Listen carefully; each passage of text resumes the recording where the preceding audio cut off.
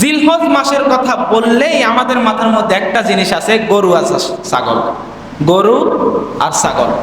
আমরা যখন রমজান মাসের কথা চিন্তা করি, রমজান মাসের কথা যখন আমরা মাথায় আনি, তখন আমাদের ইবাদতের কথাগুলো মনে পড়ে।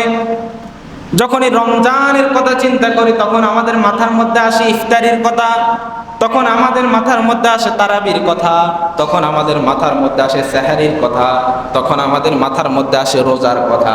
আসে না? যদি রমজানের কথা চিন্তা করি, তখন আমাদের মাথার মধ্যে অটো চলে আসে যে রমজানে রোজা রাখতে হয়।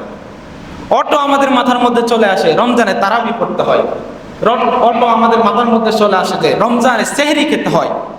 আমাদের মাথার মধ্যে চলে আসে রমজানে ইফতার করতে হয়, রমজানে দান সাদেকা করতে হয়। এটা আমাদের মাথার মধ্যে চলে আসে। কিন্তু জিলহজ মাসের কথা বললে আমাদের মাথার মধ্যে কোনো ইবাদতের কথা মাথার মধ্যে আসে না। জিলহজ মাসের কথা বললেই আমাদের মাথার মধ্যে একটা জিনিস আছে, গরু আর ছাগল। গরু আর ছাগল। কথা বলেন, গরু আর ছাগল। এই দুইটা জিনিসের কথা আমাদের মাথার মধ্যে আসে জিলহজ মাসের কথা বলে। কেন? কোরবানি দিতে হবে।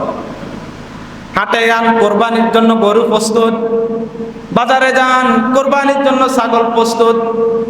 বাড়িতে যান, কোরবানির জন্য গরু প্রস্তুত। রাস্তা দিয়ে হাঁটেন, কোরবানির গরুর কথা আপনি বলতেছেন, কিন্তু এই 10টা দিন যে আল্লাহর কাছে ইবাদতের জন্য শ্রেষ্ঠ গুরুত্বপূর্ণ, আপনি এটা বলতেছেন না। এটা আমাদের সমাজ থেকে হারিয়ে যেতেছে। এটা হারিয়ে যেতেছে।